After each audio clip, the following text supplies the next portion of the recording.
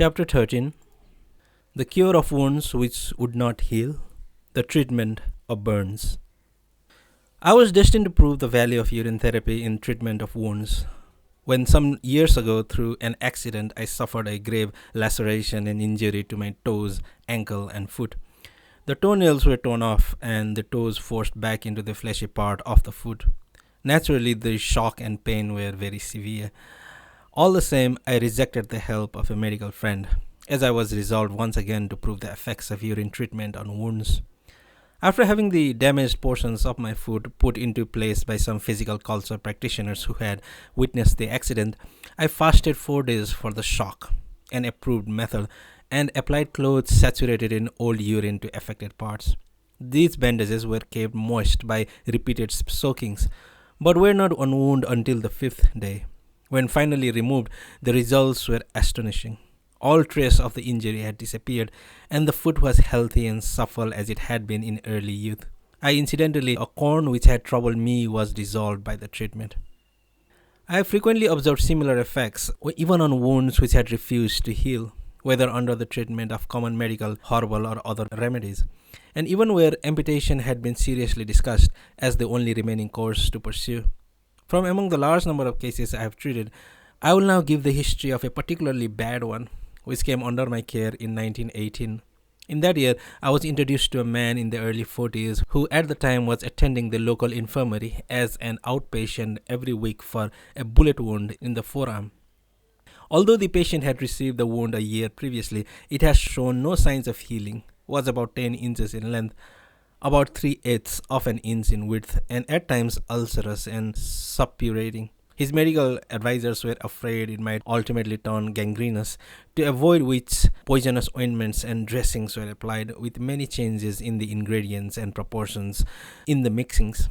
Having got sick of orthodox methods, the patient had also resorted to Fletcherism and the Salisbury treatment, from which admittedly he had derived some benefit. But even so, that wound refused to heal.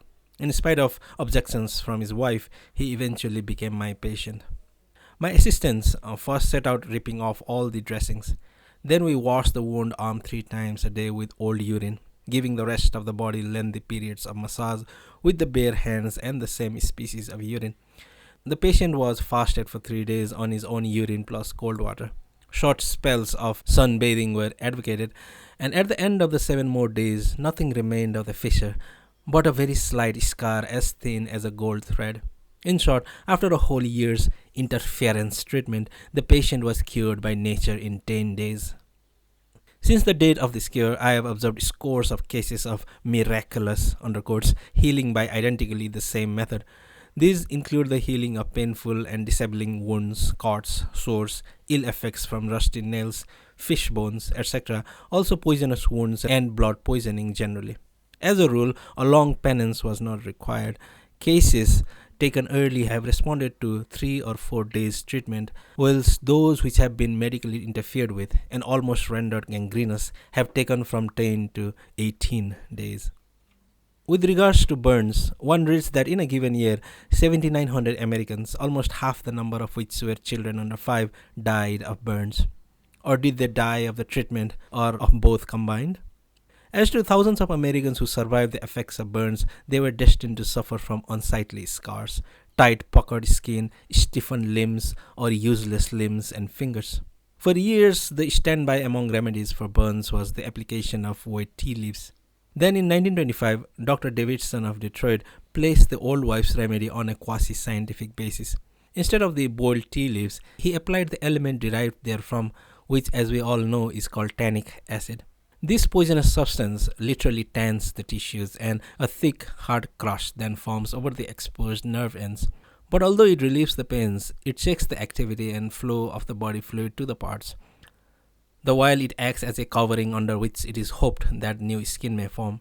Unfortunately, however, the tannic acid not only tans the burned tissues, but also the surrounding healthy tissues, with the result that it destroys cells that ought to be providing new cells for the knitting together of the skin elements, if I may thus express it for the benefit of the lay mind. The final outcome is a disfiguring scar, which is preventable by natural methods as opposed to scientific ones. Tannic acid is not even bacterial. For if foreign matter locks on the burned surface, the function of the microscopic scavengers, which science calls germs, is impeded, and infection is more likely to persist under the supposedly protective crust. In the attempt to kill germs, we merely manacle the policeman. The tannic acid treatment of burns was superseded by the picric acid treatment and also the acriflavine treatment. Then surgeons tried their methods. They took skin from another part of the body, usually the buttocks, and grafted it onto the burned portions. But unfortunately, it sometimes occurred that the wound left by the removal of the healthy tissue turned septic. As to the suffering for the patient which this method entails, it can be better imagined than described.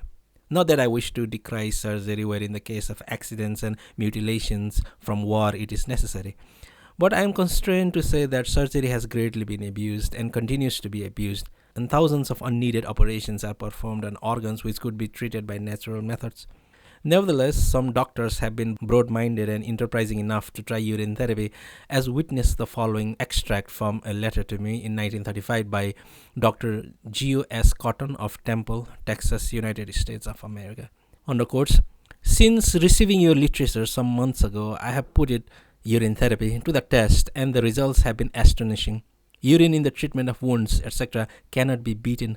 This healing power is brought about, among other elements contained in urine, by allontane, C4H6O3N4 chemical formula.